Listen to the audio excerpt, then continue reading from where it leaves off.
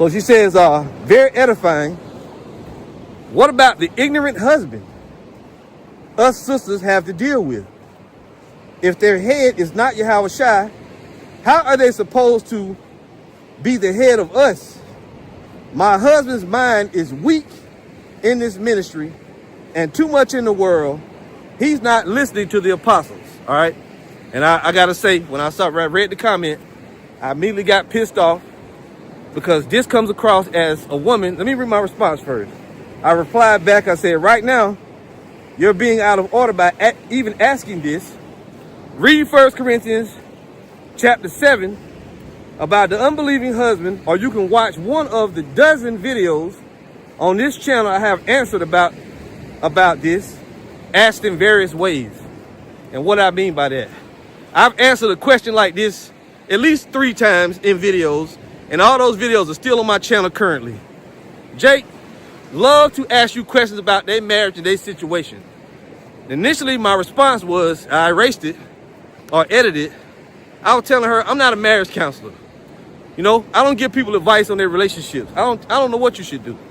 But after I thought about it, and to her credit, she came back and said she apologized for being out of order. She wasn't out of order per se for asking the question, but the way you asked it. You asked me a loaded question. Inside of it, I understood that, A, you're not happy with the man you with, but that ain't none of my business. You called him weak. What did she say? He was ignorant. Let's see. What about the ignorant husband us sisters have to deal with? If their head is not Yahweh Shai, how are they supposed to be the head of us? Well, for number one, regardless of whether they're in the faith or not, your husband is your Lord. He's over you. He don't become over you when he find out about Yahweh Shai. It's a natural order. So you kind of going off. He goes on. How are they supposed to be the head of us? My husband's mind is weak in this ministry and too much in the world. He's not listening to the apostles. Okay, well, like I said, the instructions are given in 1 Corinthians chapter 7. And we may get a chance to read it, but I'm going to say this. I think that when women ask questions like these, you're expecting us to say, well, sister, that brother ain't in the truth. If his mind ain't strong, you give him 1 year, then you get to leave him, because we've heard that. We've heard that from IUIC. And what you women, a lot of you Israelites, not just the women, a lot of you have a bad habit of, you go to different Israelite groups and you watch any video that's got anything to do with marriage, relationships, you watch that shit. A lot of them guys be going off the advice that they're giving you. Number one, it's nobody's business what goes on between a man and woman in their house, in their relationship. Them different Israelites that get into that marriage counseling, you going off. The Lord says in the scriptures, and a brother can put it on the comment board. This is the book of Proverbs, chapter 14, verse 1 in the AMP. The wise woman builds her house on a foundation of godly precepts, and her household thrives. But the foolish one who lacks spiritual insight tears it down with her own hands by ignoring godly principles. Koholayamla Abanawa Yahweh Bahashim Yahweh Shai Bahashim Rakat Kodash. Double honors to the elder apostles and elder bishops of Great Millstone who rule well. Salutations to the Akim out there in the highways and the byways. Salutations to the hopeful elect. Salutations to you speckled birds, you Israelite foreigners. And shalom to the Akwaf, sitting and listening in silence as the scriptures say to do so. Proverbs chapter 14, verse 1 in the AMP. The wise woman builds her house on a foundation of godly precepts, and her household thrives. But the foolish one who lacks spiritual insight tears it down with their own hands by ignoring godly principles. And that's clear cut and straight to the point, man. Okay, in order for your household to thrive and in life in general, man, we have to apply these words, these precepts of Yahweh Hashem Yahweh Shai. We can't create our own path, create our own way, get emotional, and want to disconnect from our roots, to disconnect from Yahweh Hashem Yahweh Shai. Now, what the beloved elder said in this video was on point, you know, but the spirit jumped on me when I watched it, I believe Sunday morning, I want to say, or something like that. I watched this. Whenever he first posted, I watched it that when I got up the next morning. I watched the whole thing, man, and it just kind of infuriated. Well, I ain't gonna say it did, and infuriated me with this woman's comment about her man. Okay, you can't bring that feminist, worldly spirit into this truth, man. Okay, the ways of Yahweh Shem Yahushua that he has grafted and given us are not the ways of the world, man. It was not meant for a woman to be passed around and for a woman to have a do as thou wilt type of spirit, man. Okay? And a lot of you women have to realize that when you come into this truth, just like the men, you have to be changed. You have to renew yourself. You have to basically disregard and toss and throw away everything that you learned in the world, man. Okay? Period, man. And it's not a good look for you, a sister, to come on here, you know, saying you fear, love, reverence, obedient to Yahweh Shem Yahushua, but yet you on an elder's comment board belittling your man. See, that's the problem with you fucking women, man. Okay, that's the problem with you women, man. You have too much fucking mouth, man. You have to know when to shut the hell up. And it also goes into that you're more likely unhappy. Okay? Marriage is not about being happy 24/7, man. Okay? I've been married. And according to our customs, according to Yahweh Shem Yahushua, I'm still married. Okay? But I'm not with the woman because of, you know, personal matters, which I've talked about it before. Everybody knows. Okay? But I'm going to read this again. Proverbs 14 verse 1 in the AMP. The wise woman builds her house on a foundation of godly precepts, and her household thrives. So are you applying the precepts to your household? Are you applying the precepts to yourself first and foremost, man? Because it seems not. It seems like you're not. Salakia. Okay? And that's another thing too. You just can't be just watching the videos, you know, not just to you sisters, but to everybody in general. You have to study. You have to read the Bible, man. And for that sister, I highly suggest you read Proverbs 31.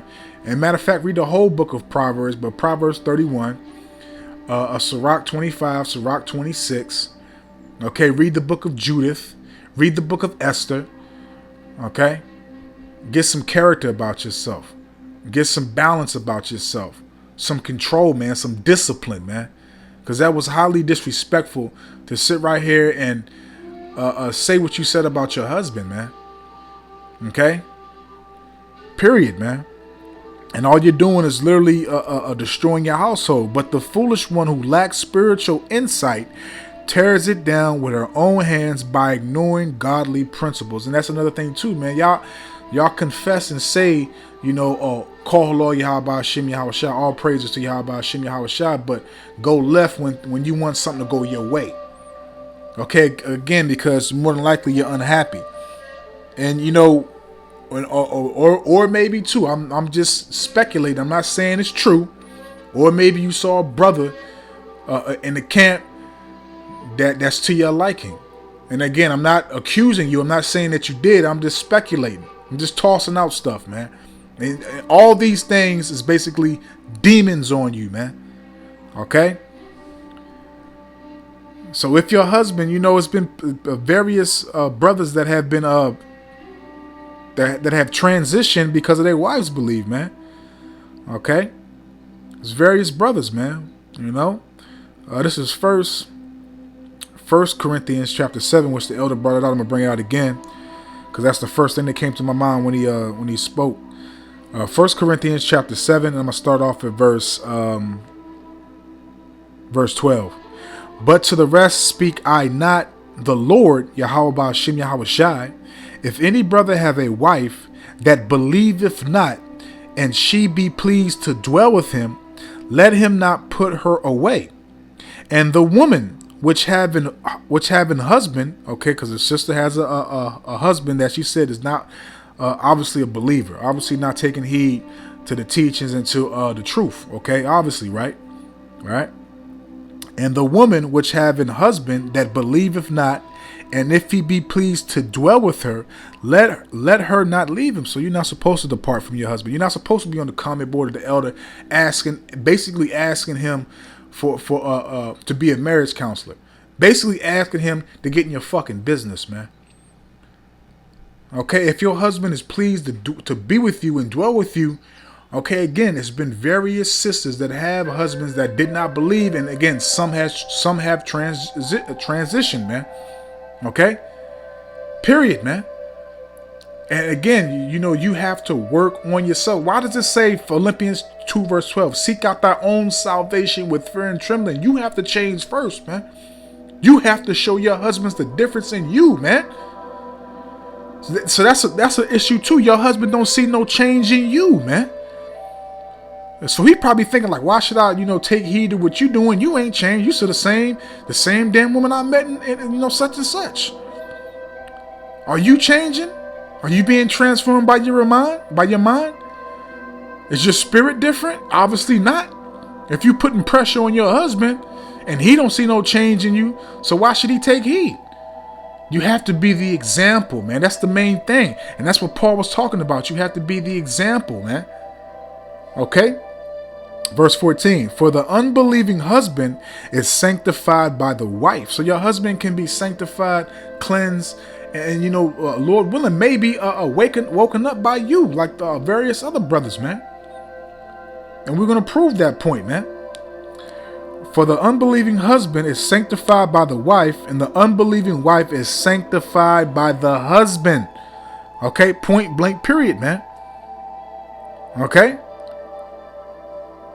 But you also have to remember this too, though, man. Because again, I made a point, so let's grab this right now. I made a point, let's grab this. This is Sirach 26.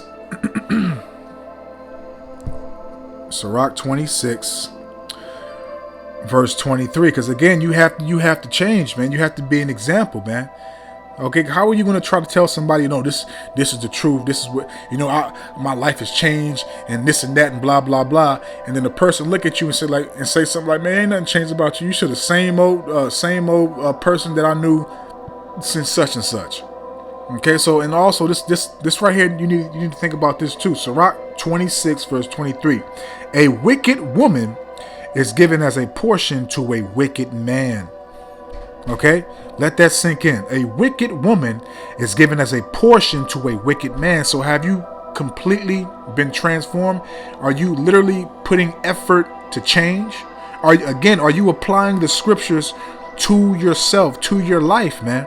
Are you being transformed? Are you being renewed in the spirit? Are you being sanctified, purified daily, man? Are you changing your thought process? Are you changing how you go about things?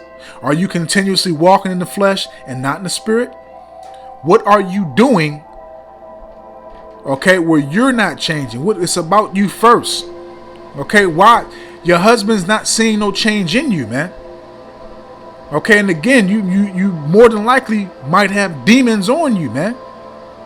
And that's the thing about you women too, man. You women always want the man to follow your lead, man.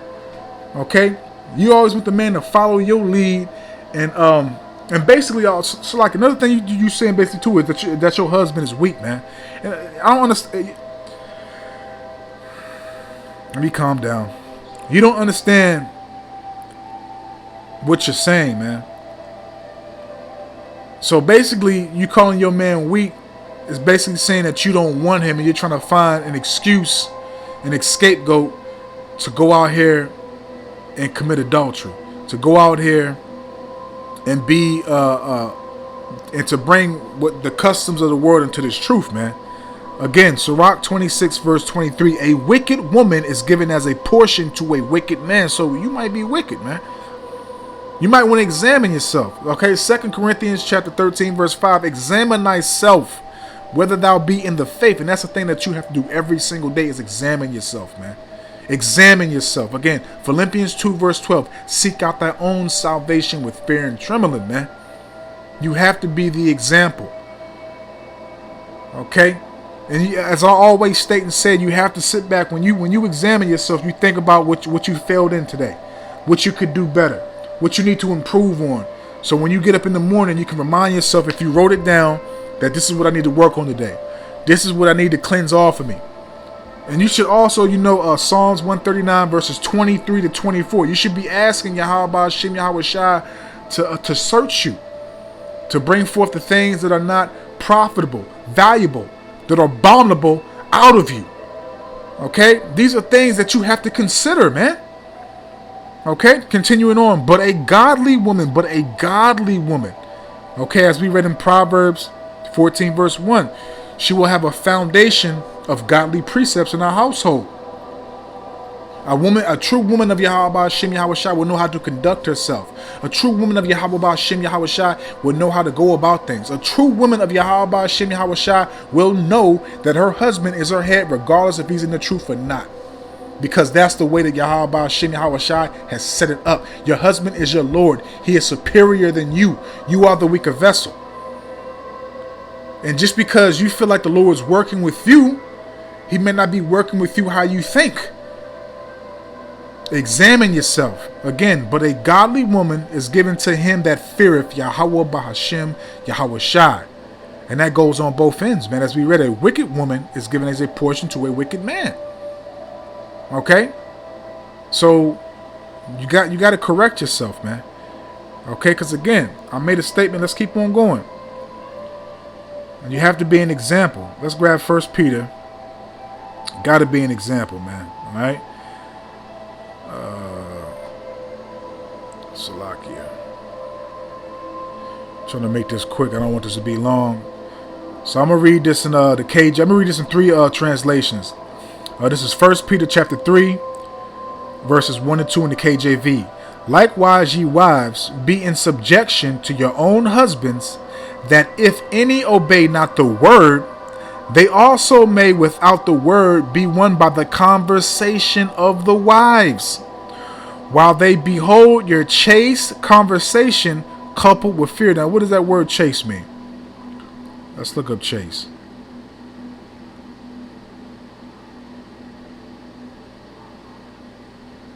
It says abstaining from or from any sexual intercourse, non-sexual.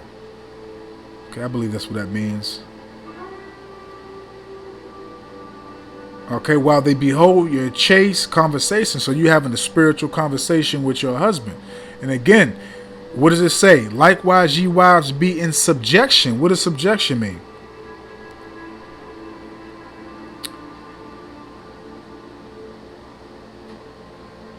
That's not the right damn definition. Let's look us over here. Subjection.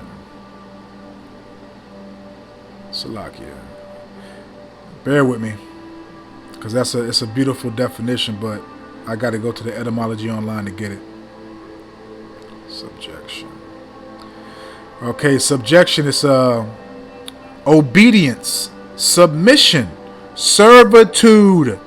Do you hear that? This is a subjection in the etymology online. Obedience, submission, servitude, bondage, state of being under the dominion of another. Okay? That's what subjection means. All right, so let's go back. All right, likewise, ye wives, be in subjection to your own husbands. Now, let's go to the other translation. Let's go to the NLT first, because it'll explain it further through the other translations. Okay, 1 Peter chapter 3, verse 1 in the NLT. In the same way, you wives must accept the authority of your husbands. Okay, so you have to be in order, man. You have to understand that your husband is your head, again, regardless if he's in the truth or not. Okay, and we're in captivity, man. Okay, and again, your husband could wake up by seeing the change in you, by seeing how you conduct yourself, how you go about things, how you talk, how you treat him. And he might get curious, like, wow, what the hell? What has my wife been doing? Why is she, why is she changed like this? I see a different glow on her. I see a different aura on her. Then he'll get interested. Okay. And see, that's another thing you women don't notice too, man. Your femininity. Okay, when you're in your true femininity, you're being a woman and having that estrogen, embodied in you. You can get that. You can get whatever you want. Okay, your man will notice things, man. Okay, again, 1 Peter chapter 3 verse 1 in the NLT. In the same way, you wives must accept the authority of your husbands. Then, even if some refuse to obey the good news, as she stated, her husband doesn't want to listen to the truth, your godly lives will speak to them without any words. So you conducting yourself, walking uprightly, seeking righteousness will have him curious. He'll see the example of the change in you being performed in front of his eyes. Okay?